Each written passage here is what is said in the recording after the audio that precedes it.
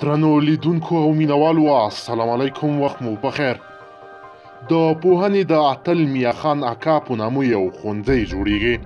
د پکتیکا والي مجیب الله څمکنۍ رسنیو ته وویل چې دوی پلان لري د پوهنې د اتل میا خان اکا په کلي ډنډک کې د نجونو لپاره یو ښوونځی جوړ کړي. هغه زیاته کړه چې میا خان اکا نه یوازې دا چې د خپلو وروڼو اتل دی، بلکې د ټولې پکتیکا ویاړ او د پوهنې اتل دی. د میا خان اکا په نوم ښوونځی په ډنډک کلي کې له هغه وروسته جوړیږي چې میا خان اکا له رسنیو سره په مرکو کې له چارواکو وغوښتل چې د تر کوره ترڅنګ د نجونو یو ښوونځی جوړ کړي، تر څو د لورانو په څیر د دې سیمې ډېرې نجونې د ښوونې له نعمت څخه برخمنې شي. 63 کلن میا خان اکا چې خپلې 3 لوڼې تر 24 کیلومتره لري د نجونو یو ښوونځي ته هر سهار پلې بیا تر هغې ورته ناست وي تر څو چې مکتب رارسختېږي. میا خان اکا چې څه موده مخکې د زړه له ناروغۍ سخت کړي ده، د ناروغۍ او په پکتیکا کې د ډاکټرانو نشتون ته دې ته مجبور کړ چې خپلې 3 واړه لوڼې ښوونځي ته داخلې او په راتلونکي کې ډاکټران شي. دا په داسې حال کې ده چې په ټوله پکتیکا یوه ښځینه متخصصه ډاکټره شتون لري چې هغه هم ډیر وخت په کابل کې وي. میا خان په کلونه کوچیاني ژوند درلود. د لوڼو د زده کړو شوق دې ته مجبور کړی چې د ډنډک په کلي کې په یو واړه خټین کور کې واړه وي او په خپلو لوڼو زده کړې وکړي.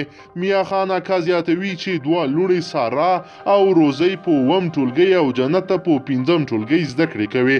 سارا د خپل پلار په اړه وایي چې پلار یې نور سپینګیری دی، نور نشي کولی له دوی سره هره ورځ 24 کیلومتره پلی مزل وکړي. جنت هم د پلار څخه ډیره خوشحاله ده او وایي مونږ غواړو ډاکټران شو، ځکه په پکتیکا کې بیخي ډاکټران نشته دی. د یادوړې وړ ده چې له اورګون ولسوالۍ پرته په ټوله پکتیکا کې د نجونو ښوونځی ډیر کم او هیڅ د 12م فارغان نه لري. هیره دې نه وي چې اوس تازه پکتیکا په مرکز خرنه کې د کوټوالو په سیمه کې د نجونو یو بل ښوونځی هم د جوړېدو په حال کې ده. ملګرو راځئ د میا خان کاکا په هکله لږ نور هم پوه شو چې دی څنګه اتل شو. هغه پلار چې د لورانو زده کړو ته یې کار ویلی. د پکتیکا ولایت مرکز خرنې اوسیدونکی ښاغلی میا خان په خپلې لوڼې روزانه 12 کیلومتره په موټرسایکل باندې ښوونځي ته بیایي او څو ساعته د ښوونځي څخه بهر انتظار ورته کوي تر څو لوران یې زده کړې وکړي او دا چاره په عادي بڼه دوام لري.